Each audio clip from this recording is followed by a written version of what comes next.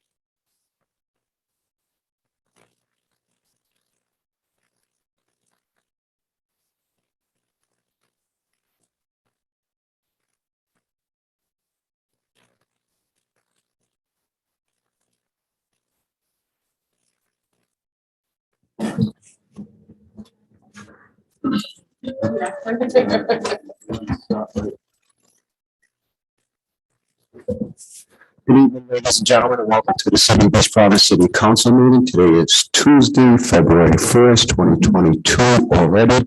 May we all stand for the Pledge of Allegiance.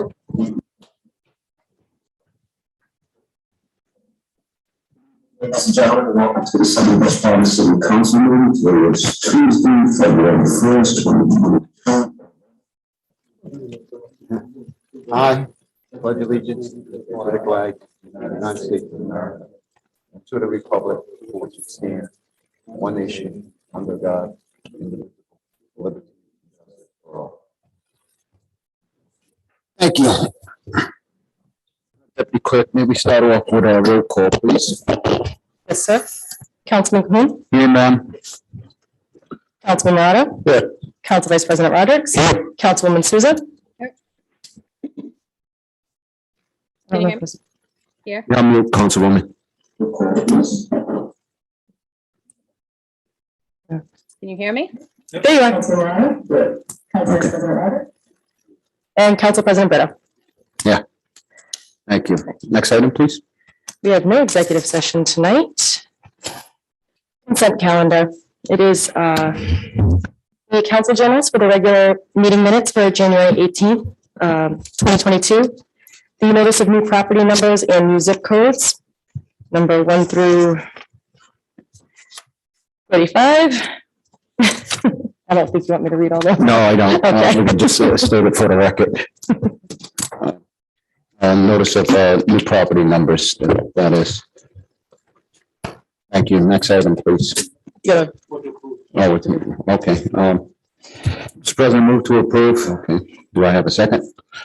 Second. Okay. Deputy Clerk, may we have a roll call vote, please? Yes, sir. Councilman Cahoon. Aye. Councilman Morado. Aye. Council Vice President Rodrick. Aye. Councilwoman Souza. Aye. She says that. Aye. Okay. She said. Council President Brito. Aye.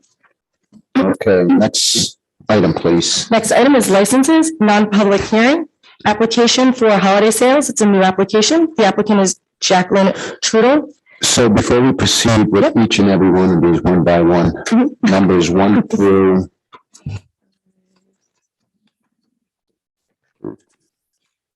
1 through 13. Are there any questions, concerns on any of these applicants? No. Do we have everything that we need at this time? At the pleasure of the council, I'll make a recommendation to bundle these so we can go right through them as opposed to individually. Council members have any questions or concerns? No, Mr. President, the clerk's office says everything is in order. I would move approval of items 1 through 13 as recommended. I'll second. Okay, Deputy Clerk, may we have a roll call vote on that, please? Yes, sir. Councilman Cahoon. Aye. Councilman Morado. Aye. Council Vice President Rodrick. Aye. Councilwoman Souza. Aye. Aye. Said aye. Council President Brito. Aye. Next item, please. Showcase hearing, there is none at this point in time, if I'm not mistaken, right? Not that I can. I thought that was gonna be Pushing. removed. Okay. So there'll be no show cause hearing this evening. Next item, please. Council President, You have communications. excuse me. Hello. It's going to be Friends of Grassy Plains Park, update on the 2021 DEM Recreation Trail Grant Award and planned action implementation. So there is no proclamation presentations. We're gonna move right along to communications at this point in time. Friends of Grassy Plain, you want to approach the podium? Council President, can you hear me? If you mind just hitting that button so it turns green, and that way the public can hear you. There you go. Thank you, sir. Great. Thanks. Hi, guys. So I'm PJ Dopke. This is Joe Vanego. We're the co-directors of. Yep. If you mind just turning that button so it. Oh, it's a cute little. Councilwoman? You have a I question? don't know if you guys can hear me. So I'm PJ Dopke. One moment, please. Can you guys hear me? Vaguely, but we can. Okay, so I just had a question before we were moving forward. I was trying to get everybody's attention. The show cause hearing, is that being rescheduled or have those applicants now applied and now are in good standing with their applications? So they've been notified. Some have come in already. I think one came in tonight. And the other two have not. So we're going to try to reach out to them again. This is just for the viculating license. There was just a confusion with the assistant solicitor whether or not we'd have a public hearing of show cause on a viculating license. I don't think we do, but the notice was sent out last week as well. So we're just trying to chase them down. The only license that they haven't applied for is the viculating license. It has nothing to do with liquor at all. Okay, and that's all three? That Yes. is still pending? Okay. One came in today. And then two are outstanding. And we're trying to contact them. All they have to do is just pay the fee. What two came in? I meant with one? The one that came in today was Asian Taste, Okay, and he's going to be filling out all his information online tonight. and All right. sending the fee. so the other two will have for another. We're trying to, we sent out a police officer with notices on Friday to try to get them to fill out their Okay. stuff. So, All right, thank you. I appreciate the clarification. You're welcome. Sorry about you're that. welcome. Sorry. Yeah, sure. Friends of Grassy Plain? Yeah, thanks. So I'm PJ Dopke. I'm on Estrella Drive in Riverside. This is Joe Vanego, along with Alan Diallo, who I think is dialed in, but we can speak on his behalf. I'm sure he can hop in if he has questions. I know there seems to be an audio delay. So just to give you guys some context, I think you've heard from us before. Just to remind you who we are, we're a community group that advocates for improvements and efforts at the Grassy Plains Park in Riverside, Rhode Island. Some of the things we've done in the past, we do usually 1 or 2 annual cleanups at the park. We've removed over 40 contractor grade bags of trash from that. We assisted the city with a community build of the new play equipment. We hosted an Easter egg hunt where we gave out over 4,000 eggs to hundreds of different families. So we try and get a few different things on the calendar every year in addition to kind of improvement efforts. We've replaced some benches. There's more to go in the spring with the weather got ahead of us, and with COVID and families, we kind of didn't quite finish in time. So the latest thing, I think Councilman Murata had some questions about a grant we've applied for, so we're happy to answer any of those. Just to give a high level, in conjunction with the city and with the Department of Environmental Management, we've been awarded a grant for, I think, just north of $73,000. $73,028. Very good, look at that, it was very close. So the meat of that is for Class 5 ADA compliant walking trails that are within the perimeter of the park.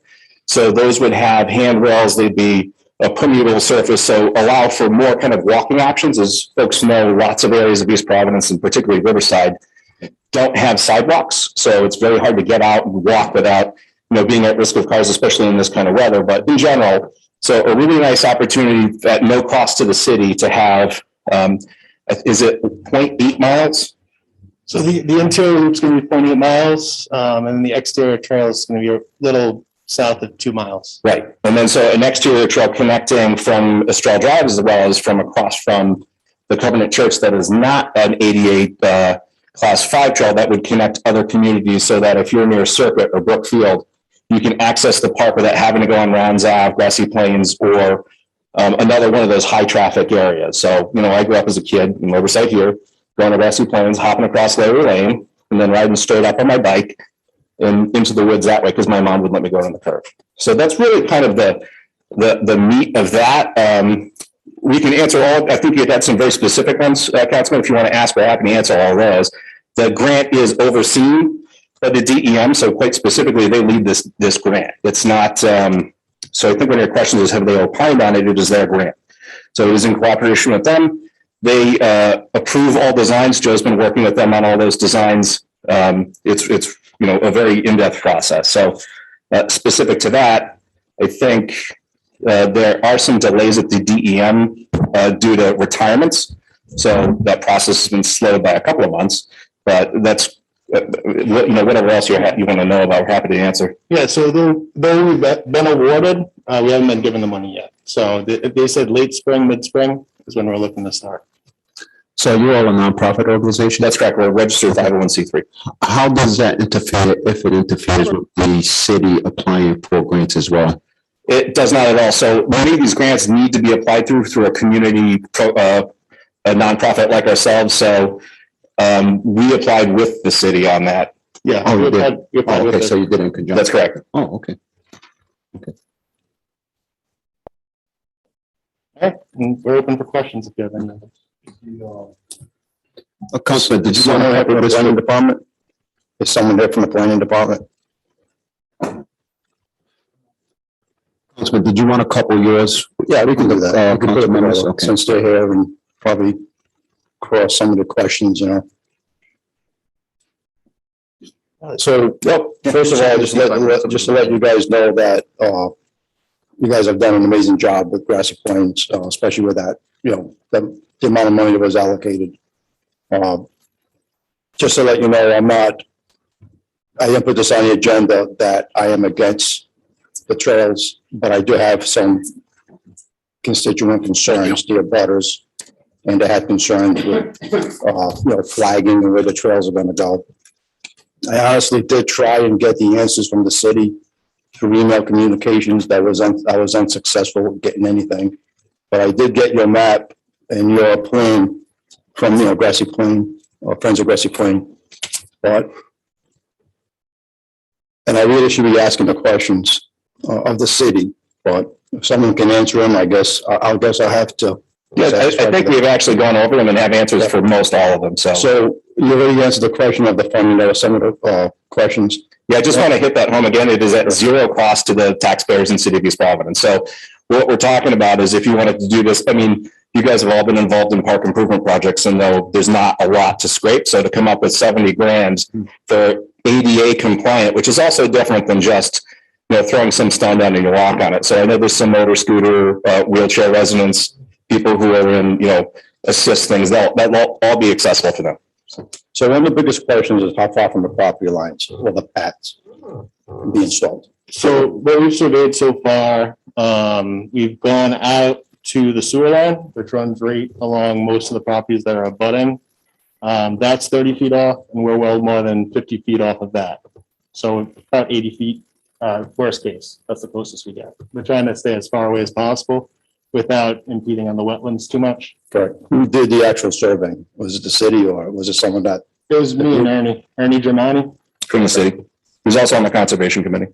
And I forgot to mention, we did run this before by them before we applied, and they gave it their blessing as well. So as far as the 30 to 50 foot buffers, So it's 50 to 80. 50 to 80? Yeah. So are those paths, the natural paths that are in that park? They're mostly already existing. That's the ones that you're planning on utilizing, or are you creating new ones? Those are ones that we're planning on using. There are some linkages that don't exist that we have to create. Correct. Those are further north. Or I'm not facing the right way, that way. Yeah. So the main concern, one of the main questions, and I've the past couple of weeks, I tried to reach out to Dr. Alanello. I wanted to get, and you also, Mr. Giovanagro. I just trying to mediate this happy medium where, we've had this issue with the park and organized sports. I'm not going to go over that history. It sounds to me like they're not against the walking trails. They're just concerned where the location as to the proximity to the property lines. So last summer, I actually walked with a couple of neighbors through all of those fields, and I wasn't even wearing the proper, shoes and stuff, which I should have. It's a little swampy back there. And I did notice a lot of those natural trails, whether it was created by game or, people on dirt bikes. But at some point, you can kind of see some trails and they disappear. When I reached out to Alan last summer, I was asking him if you guys are going to do this, could please consider those trails and keep them as far away from those property lines as possible. Is that still a possibility to keep it as far away from those, to be more than a 50 or 80 foot buffer? Yeah, we're trying to be as far away as possible, even to the point where now we're going back to the DM with a new revised plan. That'll get even further into the wetlands, but they have to approve of everything. If we cross any major water bodies, it requires permitting, and this grant would not allow permitting. So we're trying to avoid that wherever possible. Yeah, the challenge with some of those legacy trails that are there is they go through wetlands, right? Correct. So we can't use those. It's our desire to be as far away from anyone as possible. The money in the grant can also be used for screening, plantings, fencing, stuff like that too. So if there's an area that we have to dip in closer than normal, we can create a barrier there if that's something that people are interested in. That's part of the benefit of being a funded project. And as far as so is this a city project or is it going to be a nonprofit project? It's going to be both. I mean, we have to do a lot of work to get volunteers. Most of the work is going to come through volunteers, and then also we are going to get city support to help with clearing and also with the path development. Has there been or are there any plans for any public hearings or any public input other than Facebook? Yeah, In a setting like this or a community meeting? personally, we do have meetings that we're going to have as soon as we get grant funding. So we're looking to post in local papers. And then also we're going to have a community meeting or a gathering at the park to air out grievances or air out input and constructive feedback. We've already posted online, we've shared our plan, so we're trying to be as transparent as possible. So like I said, my concern is I would really like to know where those paths are going to go as in relation to terms. I would love to have everybody on board, make the process easy. But I also like to include those neighbors. I mean, it may not sound like a big deal, 50 feet, but to some people it is. And maybe there's a way to, get it done and keep everybody happy, No, we agree. So- And they've been the people that have been talked to the most probably. So I run into them on the trail. They've been talking to me online. And then for good or for bad, I've had answers for them for everything. So. I see the plan directors here now. Does anyone know on this plan or what the projected date to be finalized will be? Funding is late spring and the grant is only allowed to go for 1 year. So following spring of 2024. Mr. Solicitor, what's the input from the council as far as, does the council have to authorize those pads, and do you have any say in any of that whatsoever for approval, anything? I have to look at the grant. It is a ongoing process. I would assume that there will be some, like always have public hearings, but it's a joint project with the city and the and this 501(c). So I don't know if there's specific approval, for grants, specific approval where the actual paths go. I think that would be something that the council doesn't really get involved in, but I don't know. I don't really know. Is that something that you can find out? Sure. And let me know. Sure. And then the other question I have is that the wooded area part of Grassy Plain Park, or are those two separate areas? I'm sorry. I can hear you. Is that wooded area adjacent to Grassy Plain Park? Is that part of Grassy Plain Park? Or is that a complete separate area in itself? I think it's one, but Not part of the same Yeah, GIS parcel. It's one big parcel. Yeah, one other thing I want to address too is I know there's some concerns like, same as the bike path in the 80s about crime. It's given that these are established foot trails, we've got studies that show when you build and maintain trails, the crime goes down. Like right now, there's a transient camp a little bit further in there. I don't think they're there with the snow, but Joe in his hiking cleanup missions has found the sign of heroin and hard drug use in those woods. Those things go away when you have maintaining trails because they're looking for places that aren't maintained. They're looking for places that won't be trod upon by people. So I think there's it's easy to go to the worst possible place, but there's also a very good connection where you've got people who are able to access through the neighborhoods that are using this public way, and then it's kind of driving out the less desirable behaviors. And that's not, an opinion that's backed by studies done by, I think, University of Colorado. And we've got that posted on our website as well. I don't have any other questions for now. Mr. President, if I may, please just, so PJ, and I'm just removing this so I can speak. Your experience as a kid reflects mine exactly. I grew up on Ferncrest Drive, 10 Ferncrest, so right there.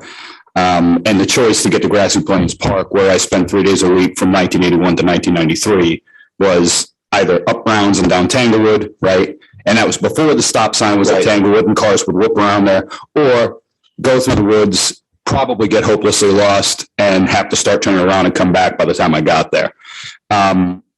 And that wooded area, which was great for, finding turtles or, playing manhunt or whatever, was a great place to get lost, B, a great place to come across tons of broken glass, etc., wind up with brambles stuck to you. So kudos for you taking this on, and not just to make it accessible to, the public, but accessible to everybody.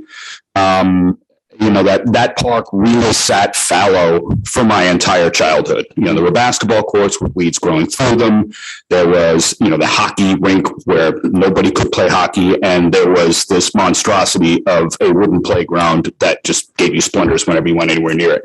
So thank you for taking this on. I think this is a remarkable thing for a group of citizens to come together and find a way to get, almost $100,000 from the state of Rhode Island to address our parks. Should you ever want to be friends of Kent Park, you will get my unequivocal support. You have my unequivocal support on this project. And to the extent that I can volunteer on Saturdays and Sundays when you get going, forever. We need help, so absolutely. So thank you. To your point, there's some really interesting natural features that drive this grant. There are American chestnuts, which are an endangered species that this one of the trails touches upon. So there's some really cool stuff in there. Excellent. Thank you all for your time. Mr. President, I just want to add my strong support also. I was a playground counselor at Grassy Plain. I don't want to date myself, Mr. President. It was late 70s, mid to late 70s. We had at times 200 kids a day there. We had to count them. It was a vibrant, beautiful, big playground, and hardly utilized. It was so big. I mean, we had campers, we had kids doing arts and crafts, we had the basketball courts, we had girls and boys playing baseball, softball, basketball, all of the other playgrounds in the city. It was a vibrant place. It was also a place, though, with difficult access. We had to literally, the camp counselors would park in the woods and grass, and there was no place to park. Parents had difficulty dropping kids off. Most would walk there. And then mysteriously it went dormant, and as Councilman Coon said, for a couple of decades or more, it was like the land that time forgot, or a waste. So how great that it's come back and citizens are taking charge and leading it, and I'll be there to help also. Thanks. Thank you for everything. Appreciate it. Thank you so much. Thank you. Thank you. For those of you who just walked in, if anybody's here for their license, everything was approved, so you don't have to stay for the entire council meeting if you choose not to, but all licenses have been approved. Next item, please. Sorry. Next item is public comment.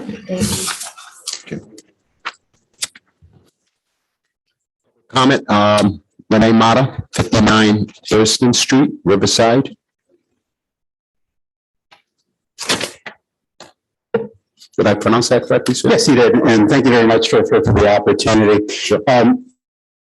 As a newer resident to Riverside, but have lived in East Providence since 2005, found the gem of Grassy Plains Park, and was very excited to meet other like-minded parents who want to see progress and see this park flourish, because I live right at the end where Thurston abuts Brook, And it would be fantastic to be able to walk my son, who's 6 years old. He's in kindergarten at Waddington, and be able to not have to drive my car there, or worse yet, go into Barrington.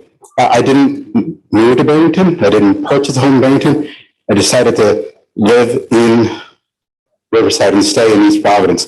So I would love an opportunity to have an ability to walk my way safely to the park and have family time with my son as he grows and hopefully enjoys Riverside as much as I have in East Providence. And I thank you for the gentlemen who have paved the path and those councilmen and councilwomen who are also willing to help with the project. We thank everyone for their support and would just like to see this come to fruition. Thank you.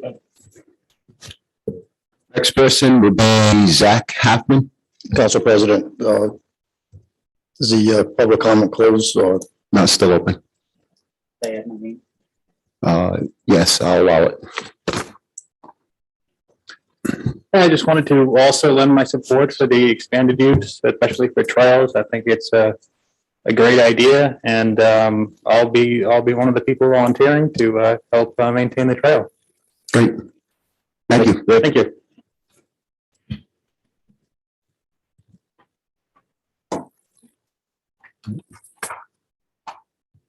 Kristen Collins.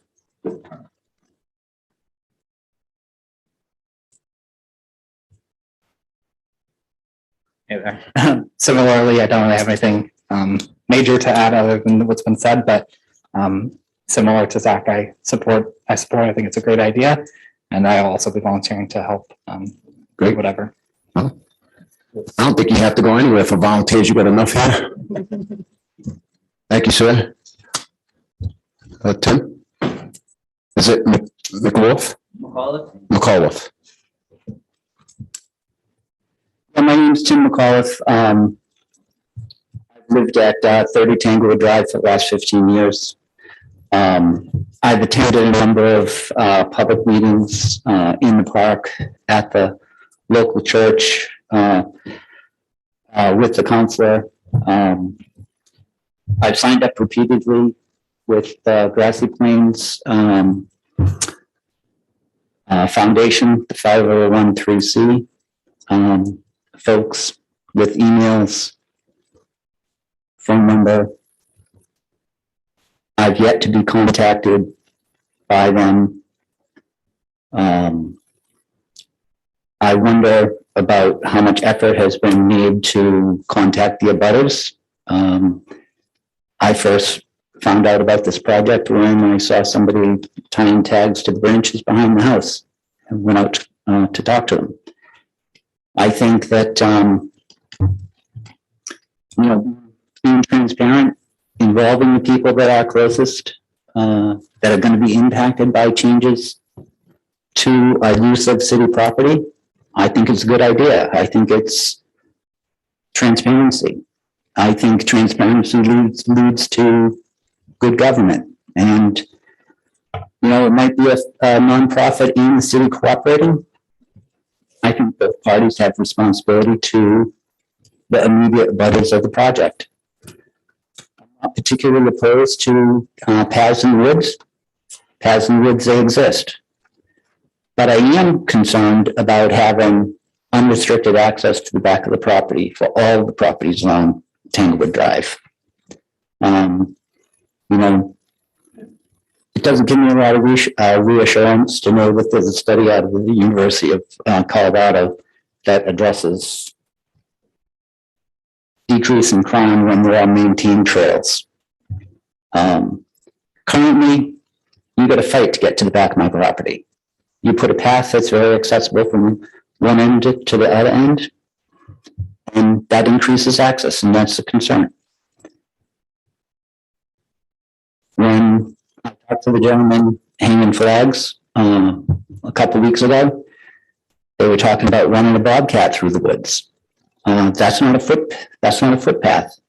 That's not a trail. I don't think that there should be anything that big through the woods. It is one of the few open spaces in East Providence that are connected with others. We have a lot of deer that transfer through there. There are foxes and raccoons and skunks and eagles and other wildlife that use that. So I'm not up here to say absolutely there can't be, I don't want to see pass, but I do want it to be, I want it to be out in the woods. I don't want it to be along the property line. And I think that, where I see the flags, well, I see the flags from my back window. So I really like to see the details of the plan. And my address is 30 Tanglewood Drive. You folks are willing to come knock at my door and share your information. You have my phone number repeatedly, my email address repeatedly. Reach out, please. And the other people on the street as well. I think it's your responsibility. Just because you post it to a website doesn't mean that you've met your responsibility to do outreach to the community. Thank you. Thank you, sir. That concludes public comment at this point in time. We'll move to the next item. No appointments, council members. For council members, the first item is community meeting regarding the Flock Group Inc. automatic license plate detection cameras. Meeting will be held at the American Legion at 830 Willett Avenue on February 2nd, 2022 at 6 p.m. Councilman Morano, discussion only. So this is all together, items 1, 2, and 3. I am having a community meeting tomorrow at the American Legion as stated by the deputy clerk. And it's to hear from the public on the Flock plate reading technology and just to touch on that as to what that is. It's the technology that reads license plates. The city is planning on putting 16 plate readers at various locations throughout the city. And if a vehicle, for example, is a stolen vehicle, if that vehicle drives by one of those cameras, it will pick up which location, and if the vehicle's, and it sends a message to all cruisers and dispatch. But when this was first introduced, I, as someone in law enforcement for 24 years, I don't necessarily have an objection to it. There are some things that are concerning even to someone in law enforcement. However, when I sit up here, I sit, and as I've stated before, I sit as a council person, and that's the job I got elected for. So that's the job I'm going to do, and that's the hat I'm going to wear as I explain and try to navigate through this technology. So when I first heard about this technology was when Cranston had theirs installed, and there was a little controversy, and the ACLU got involved. So I did contact the ACLU after our initial meeting when we had this postponed. And I asked what were the concerns that they expressed, which is actually that letter that was sent, emailed, the one with the ACLU on the top. It looks like the same letter that I've read that they sent to Pawtucket, Cranston, and I believe in Socket. So the ACLU isn't, if they had their way, it'd be, no cameras, but if we're going to introduce these cameras, why not introduce them right? For example, they helped me craft this ordinance, this language form ordinance, I should say, which everyone has gotten. Some of the things that I do agree, I actually agree with everything that they provided me. There's a little bit of collaboration between me and them. So some of the features that this company offers is, for example, if you live in a gated community, you can put all the plates from that gated community into that system. And if someone drives through that community that doesn't belong, it's going to send an alert. That feature I have an issue with, okay? Because that, to me, especially in a climate like today, no one should be stopped or pulled over if a car doesn't belong in a certain neighborhood. But there are other restrictions also that I do like, that they have as far as a draft. And some of the restrictions would be keeping the data for certain periods of time. I believe the company is 30 days. And also, how the information can be utilized. I like how it's spelled out. The state of Rhode Island does not have a state statute governing license plate readers. There are around, there's about 12 states that do have it. I did talk to a senator, and they're going to be introducing something in the near future for the state of Rhode Island, some legislation. So the discussion I would like to have tonight is that if we are to implement these plate readers, my feeling is that we should at least have something in ordinance to say, yep, if we sign on to this, this is what we're going to sign up for. For example, if the company says, we just came out with this new feature, now it's facial recognition. Well, it's not part of our ordinance, so therefore it cannot be activated. So I just think it's a good, and I also have the attorney to help me that crafted this, Hannah Stern. If anyone has any questions of her, or if Council President, if she can speak, I would appreciate that. If she has something to say. Is she here? Is she on? Just promoted her to a panelist, so she should be on shortly. Stern? Hi. The floor is yours.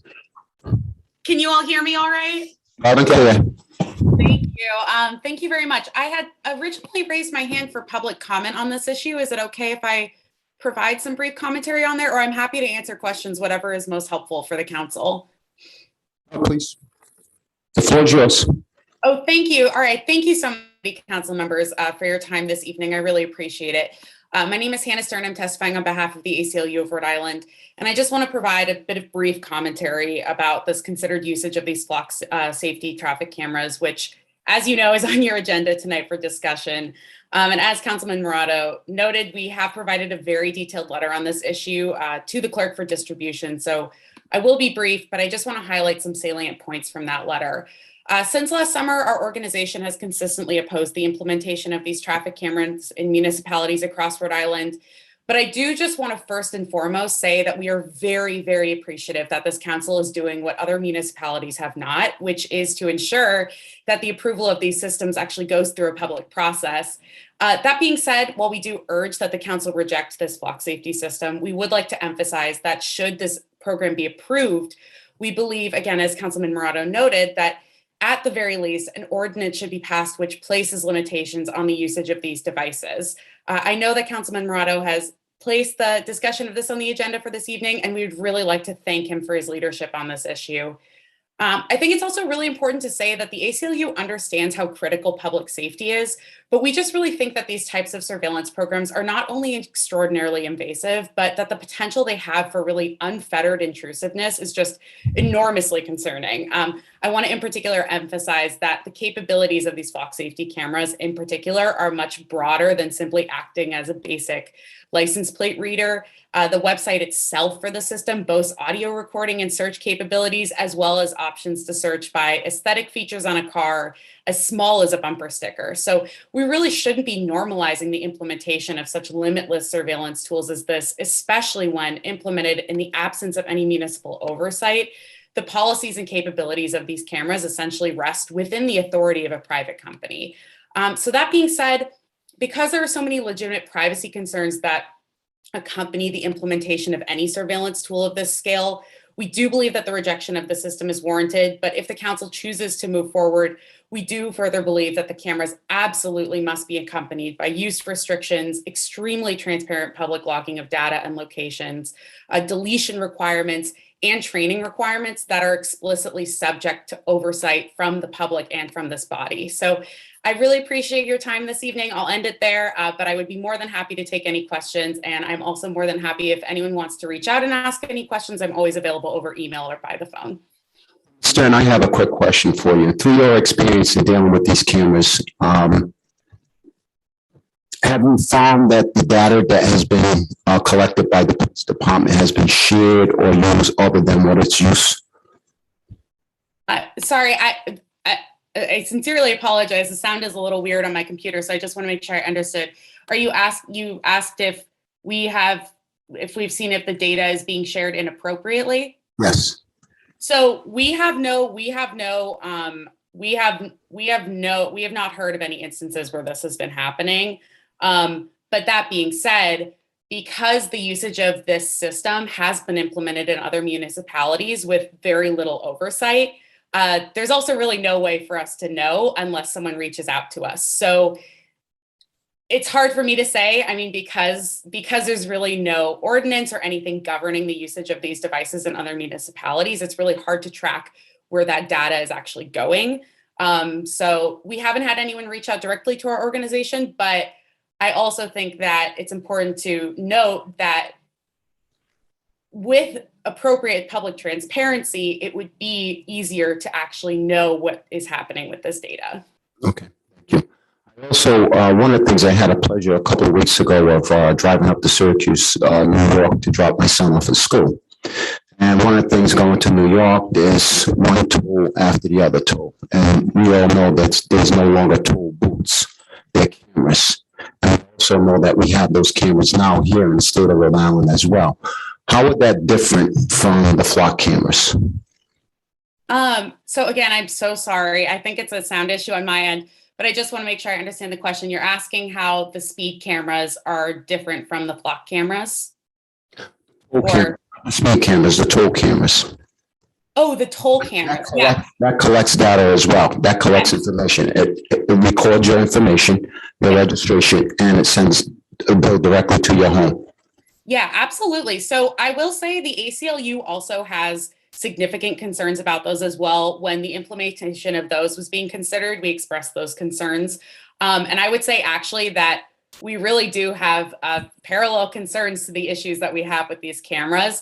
I do think that one of the really big differences, though, is that, again, like the way that this data would be held by a private company, the authority that this private company would have over the usage of the data, the discretion that this private company would have to change those policies, really make this, we think, a very pressing issue for privacy. So definitely the toll cameras are a huge issue to us as well. We think that there are a lot of very similar concerns with those. But I think that, again, the way that these have been implemented in other municipalities with very little oversight, really kind of providing this very broad discretion and authority to private companies to unilaterally make policies for this very potentially invasive technology is very concerning to us. Okay, thank you. Any other questions from the council? I have none. There is no other questions from the council, Mr. Great. Thank you so much. I appreciate it. Sure. Councilman. So before I close, I just want to ask the council, and there's a reason why I'm asking. The next council meeting, that's the 15th of February is when we had this scheduled for a vote. I'm going to ask the council if we can postpone that to the first meeting in March. I will not be here for that meeting. It'll be the first meeting I've missed since being elected. I'm going to be away. But would the council consider putting this for a vote on that first week of March? I don't have an issue with it personally myself, but I'll leave that. No, I hate to think that we would ever force, if someone's not going to be able to be here and they obviously feel strongly about a particular issue. I don't know why we would force a vote and take their voice away. I agree, no issue. I appreciate that. So my next question would be, Mr. Solicitor, is it possible to get this into a format of some sort where we can have at least a discussion? Yeah, so as I indicated in my email to you that when we first got this, that it needed to be put in a better form. There are some questions that I have that I won't bore you with tonight, but I'll send you an email on because there is some enforcement provisions here. I think this was drafted with an idea of a statewide implication, not necessarily the ordinance. Like for instance, C, any data, other information created or collected in contravention of this chapter, and any data or information derived therefrom shall be immediately deleted and destroyed, and may not be offered as evidence by any civil or state government entity in any criminal or civil action. I'm not so sure this council has the authority to determine what can be entered into by an ordinance, what could be used in a civil or criminal action. So I think that's usually a statewide issue, not necessarily a local issue. So I'll talk to Ms. Stern about that. I'll call her But I think that might be a little overreach as far as an ordinance, but some of the other stuff seems to be fine. So I guess my question would be if I can have this prepared. Yes. For the fifth, when's the first meeting in March? First meeting in March, or, We do have a resolution already on as well, right? the resolution was to approve I think the wording on the contract. Right. But I think that's what he asked to be moved to March 1st. So so we don't prolong it, can I put this on the agenda and I can submit a vote ahead of time, right? This will be two passages, right? Yeah, this ordinance, yes. I mean, I really would like to be here for that discussion, but then, I know it'd probably be the second meeting in March then by then, or even later with, proper advertisement. If the council wants me to, the solicitor has the first draft put on the agenda for the 15th, and I can submit a vote for that at that point, and then the final vote, I'll be here for that. 2:15, you mean? Correct. I mean, I would like to be here for both processes, if that's the direction we want to go, but it's just going to prolong the resolution vote. Which personally, I don't mind. Look, I'm trying to do this right. Yeah, that's fine. Tomorrow I have a community meeting. I've had countless text messages and emails. I don't even know how I got this app. Will it Avenue Neighbor? There's plenty of people on there. So I've heard from the residents near and far, and so I'm going to hear a little bit more tomorrow as to how they feel for or against. I think that's a proper way of implementing something like this. Mr. President, if I could add, I don't want to see the police chief waste time on he's here tonight. I think going forward, would he have anything to say on the whole process, and is there anything else that you need to do for the meetings as Councilman Morado has laid out? Sure. So I had the opportunity to read the ACLU's correspondence and obviously listen to what Ms. Stern had to say. We, throughout the years, take great pride in building trust with our citizenry. We've done that through a variety of methods, and I wouldn't want this to affect that trust that we've had with our community. Just to address some of the things she brought up, and where this is going to be covered or whether it's ordinance, there's going to be a very stringent policy that governs a lot of what she brought up. And what I would like to do is, we're compiling the policies right now. My team is going through them, and we're coming up with something that will be our own. That will govern very strictly how this technology is utilized. So it will address many of the unknowns that she threw out there. So what I would like to do, and I think we've made the attempt to be very transparent throughout this process. Other communities skip this process, just put the cameras up. We elected not to do that. We elected to try to inform the best we can of what this technology is, what it's capable of, what it's not capable of. We'd like to continue on that path. I'd like to develop this policy.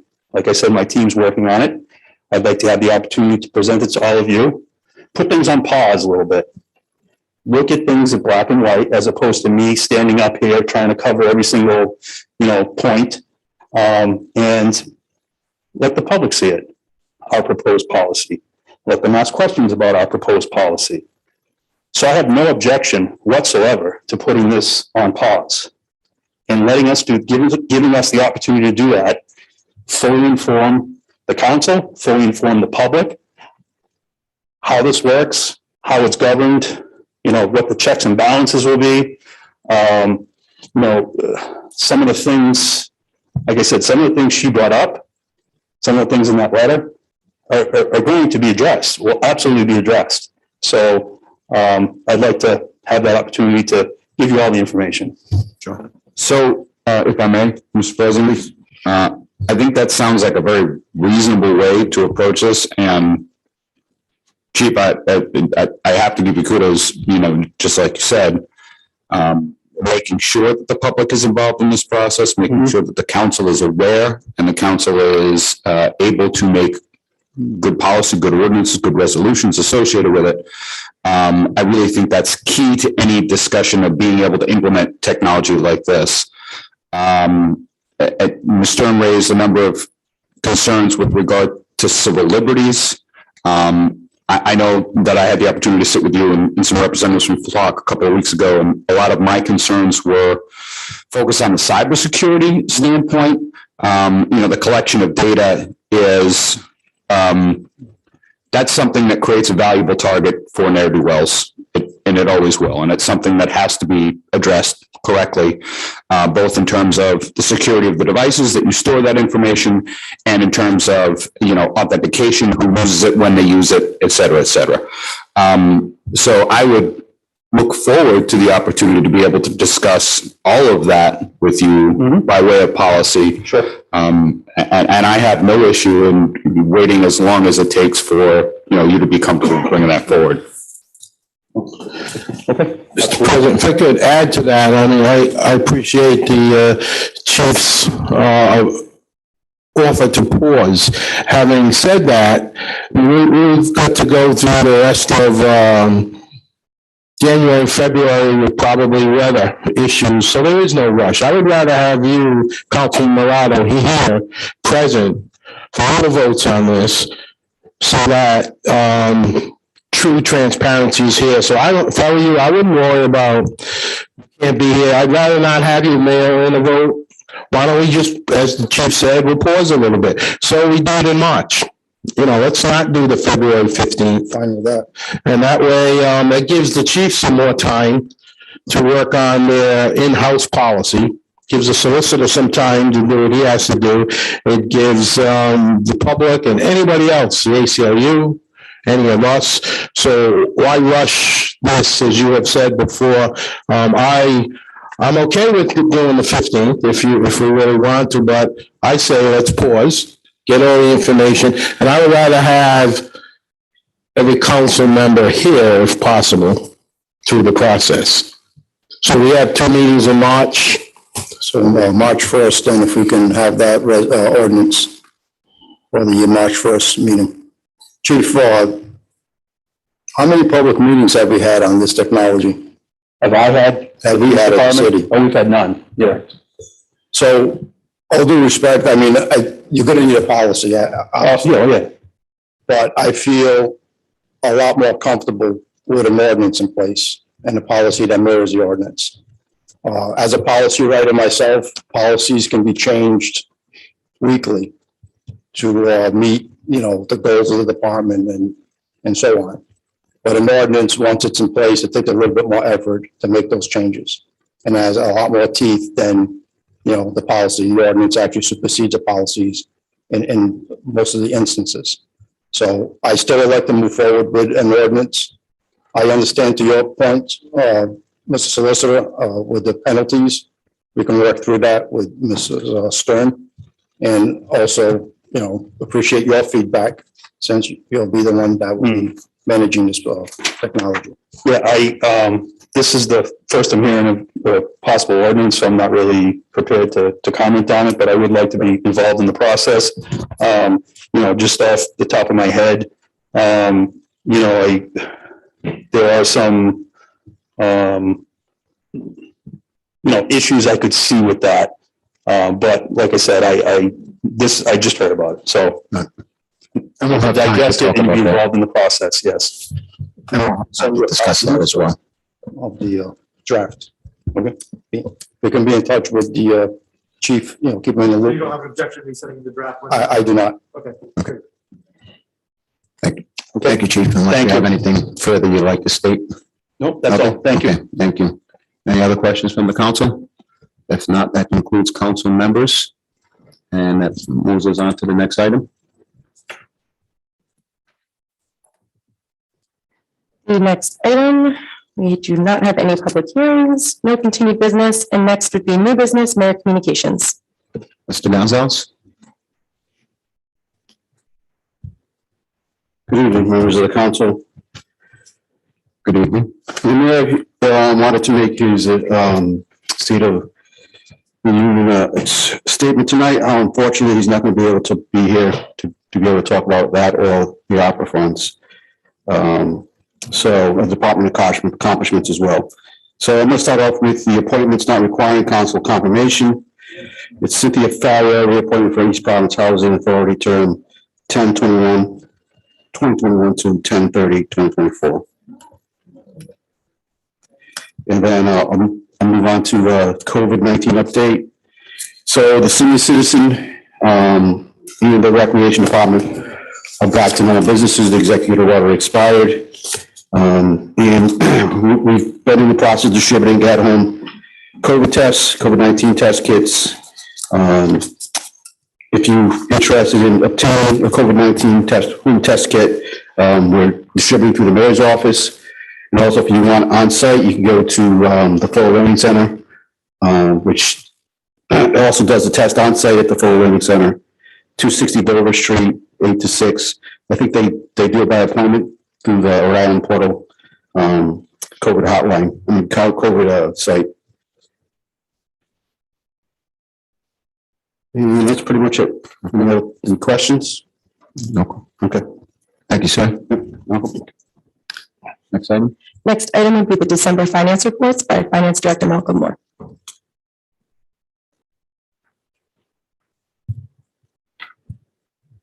Good evening. Mr. Moore, good evening. How are you? Before we start, just a quick update. At least on the audit, I think it's finally going to be ready. They're doing a final review. Hopefully we'll have it next week is the plan. Then we'll disperse it to everybody. As far as December, it's hard to figure out where we're at. We're only 2 months in, but normally we give you the report in case you have any questions. I have looked through it. I have some questions of my own, but if you have any questions, I'll be willing to. Did the council get copies of the expense report? I did. You did? Excuse me? I don't. Oh, it's in here? It's in the packet, not in my packet. Oh, you did? Yeah. Okay, the Yes. council did? I Okay. just have a quick question. The audit packet, are we getting a hard copy or was it a digital? We will probably get both. Okay. Normally I get about 20 hard copies. Okay, no, I talked to them, they were hoping to have it this week. And when I talked to them yesterday, they said, well, maybe by the end of the week.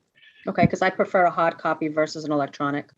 And the original one may be electronic, but then they've got to have it printed. So another week or so to get it printed, I would assume. Okay. But I can. like paper. Thank you. I appreciate that.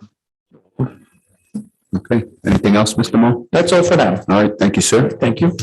Moving right along. Moving right along, reports, we do not have any reports of city officials. Resolutions, none. We do not have any resolutions. We have item D, introduction of ordinances. An ordinance and amendment of chapter 9 of the revised ordinances of the city of East Providence, Rhode Island, 1998, as amended, entitled miscellaneous offenses. The summary is to change the age to purchase tobacco products in the form of cigarettes, cigars, pipe tobacco, chewing tobacco, snuff, electronic cigarettes, or other forms of electronic nicotine delivery devices to 21 years of age. And the sponsor is Councilwoman Souza. Okay, thank you, Ms. Deputy Clerk, for that. I just a quick question, City Solicitor, as it pertains to your communication sent this evening, was this one of the ordinances that you had questions on, or was it the second ordinance? Or both? It's actually both. Okay. It's a technical amendment. And one is, it has to do with the automatic vending machines. Okay. Okay, so based on the late communication on that with those questions or concerns, I'd like to set up a meeting with you within the next week to address those issues or concerns, because I've already postponed this twice and would like to, have a discussion on it once you've found those answers that you would need it to know. Requesting the table these two ordinances, Councilwoman. I'm sorry, your voice was all broken up. Are you making a request to table the two ordinances? I am, as long as that the city solicitor will make himself available within 7 days to address any concerns. I certainly will. As you know, I did email you those comments today. Right before the meeting. You had to review the ordinances yourself before they got on the agenda, so that's fine. Those are the changes that I outlined, and you can make those the easy change. Well, okay, so we'll, because you had some questions about the ordinance regarding the state, so I want to make sure that we address those questions and get the answer before moving forward. Okay, so we'll continue this again for the last time till the next meeting, so we can address that.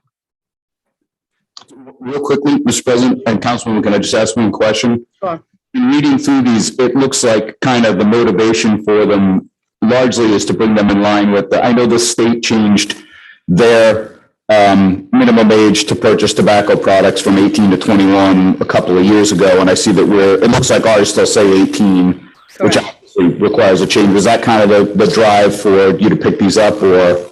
That and there's been some ongoing issues with the youth in our city.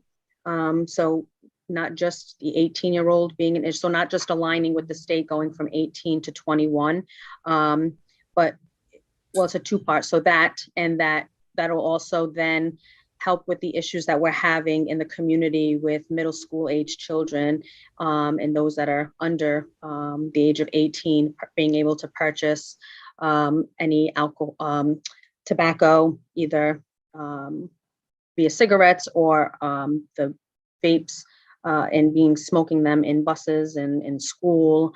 And then there's just a bigger picture of the public health and safety that comes with tobacco and the not getting, trying to curb that with our youth. I know that, the tobacco company is a multi-billion-dollar organization, that industry that their job is to make money, right? So they're going to every generation or skip a generation and the next generation kind of revamp themselves to make it more desirable. So maybe smoking a cigarette and a cigar isn't so desirable for the current generation and those to come. So making things flavored that taste like bubble gum and cotton candy and all those appealing flavors that adults who are over the age of 21 probably find attractive. It also attracts 10-year-olds and 9-year-olds and 8-year-olds. And so again, in an effort to combat this national health crisis that we have with smoking that leads to countless other medical illnesses, that is really the number one cause for a lot of diseases that the American public suffers. This is a way to help in our community, at least, try to address some of those issues to minimize, not to say that you can change people's behavior because it is what it is, but we can control what we do in our city, and our retailers hold them accountable through these ordinances for allowing minors to be purchasing products that are not good for their health. When they're 21, then that's their choice. They're going to make those choices.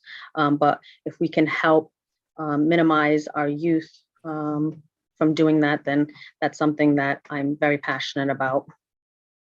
But I want to get it right.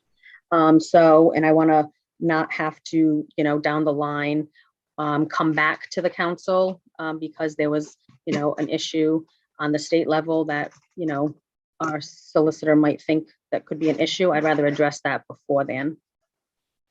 Understood. Thank you. Thank you. Thank you. So that was a form of a motion to continue to the next council meeting, which is this 15th. Was that correct? Yes. Okay, thank you. And I'll second that. Introduction to ordinances D 1 and 2. And we have a second on the motion. Roll call vote, please.